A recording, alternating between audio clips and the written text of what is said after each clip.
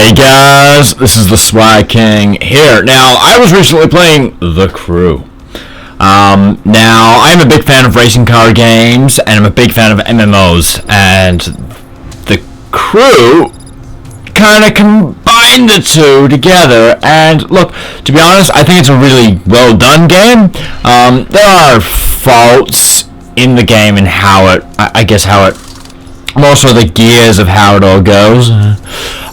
But all in all, the game it's really good fun. The graphics are good. I was expecting better for what it is, but then again, seeing how large the world is, I could understand why they weren't as good as what I was expecting. The storyline is really good, but one of the biggest issues with the game, being an MMO, you kind of expect to be with lots of other players. Now, the issue is, because of the game is really heavy on the storyline at the start of the game, and because I got this game when it first came out, everyone was just trying to do the storyline. No one gave a crap on what you were doing. It was really hard to form a faction or a crew, and I didn't like that because I love playing games where you rely on other people, and I feel as if it hasn't quite got it because it's so story dependent in the early stages, and even in the late stages it's still story heavy, and you never get those chances to really combine with just people online because they just want to do the missions, and that makes it really hard, and then you kind of lose that MMO feel. So if you're looking for a real MMO racing game, look, to be honest, they've done really well to where they got it, but it does have a lot to improve on in that whole MMO genre. It just hasn't hit the nail on the head there. But we'll get back into the driving mechanics in this game are great. They're a lot more difficult than, let's say, Need for Speed, where Need for Speed's very archaic. This involves a little bit more skill, but after half an hour or so, you're all good, and you can feel the controls, and the cars, depending on the cars that you use, you feel the weight in them, so that's quite a nice feature that some games don't have nowadays.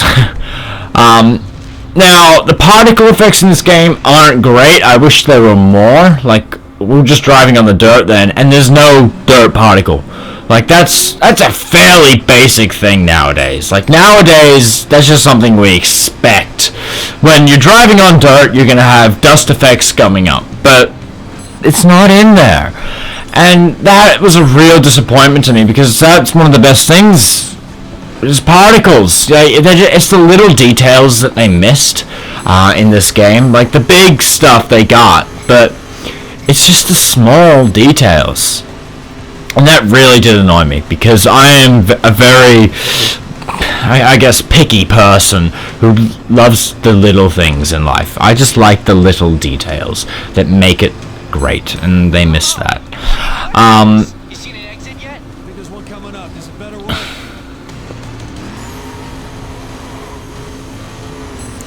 Now, like, as you see, they've got particles and stuff when you hit walls, but that's about it. The cars that you drive are good. The selection isn't great, but it's alright. It's not a Need for Speed selection where you've pretty much got anything you can choose from. It is limited, unfortunately. It is very limited, and that does annoy me a little bit. Also, with the customization of cars. Now, I just love customizing my cars. Now, I saw previews and stuff that they're like, yeah, I'm bringing this stuff back so you can customize your cars.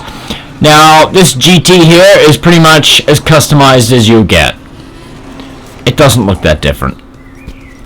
You can't make a car your own. And so for that, I probably rate this game a 6 out of 10. It's good, but it's not that good. This is Swag King. I hope you enjoyed this. I'm out.